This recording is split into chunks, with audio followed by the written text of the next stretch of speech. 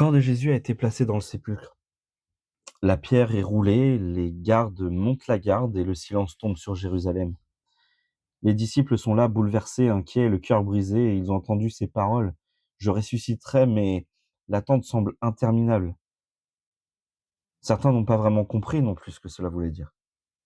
Certains pensent qu'il est simplement parti et qu'il ne reviendra pas. Imagine-toi un peu parmi eux. La peur, le doute, l'angoisse se mêlent à l'espoir fragile. Tu attends dans l'obscurité et chaque souffle semble rappeler la profondeur du vide, le manque. Le maître est parti. La direction qu'il nous a donnée ces 3 dernières années, envolée. On pensait qu'il serait resté avec nous pendant longtemps. Et pourtant, ça y est, il est parti. Il est plus là. Tu observes les disciples, leurs visages reflètent la peine, l'incompréhension, certains pleurent en silence. D'autres parlent à voix basse, murmurant des prières.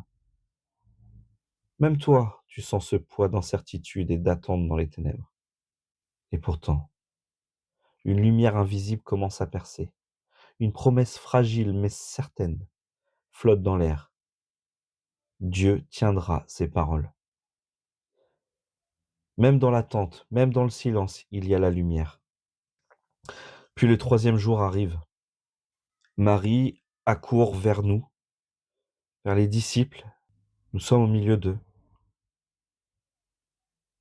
Et elle crie, « Il est ressuscité, il est revenu, je l'ai vu. » L'incompréhension est pesante. Alors tu cours avec 2 des disciples jusqu'au sépulcre. Mais la pierre a roulé. La lumière du matin pénètre à l'intérieur du sépulcre et tu aperçois qu'il est vide. Le corps du Christ n'y est plus. Marie te répète, « Il n'est pas ici, il est ressuscité.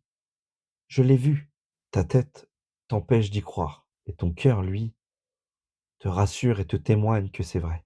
Puis, une lumière apparaît, devenant de plus en plus grande, et au milieu, une personne apparaît. Tu reconnais les traits doux, heureux, pleins d'amour et de paix de ton Maître Jésus-Christ. Et il te dit, la mort est vaincue, le péché est brisé et l'espérance est restaurée. Tu sens la joie profonde, infinie remplir ton cœur. Il est vivant, il a vaincu la mort, et par lui, toi aussi, tu as la promesse de la vie éternelle. Aujourd'hui, ressens la joie de la résurrection. Quelles chaînes dans ta vie peuvent être brisées? Quel espoir peut renaître? Souviens-toi, la lumière a triomphé des ténèbres et elle triomphera toujours. Si ta vie est ténébreuse, tourne-toi vers le Christ, car il est ressuscité.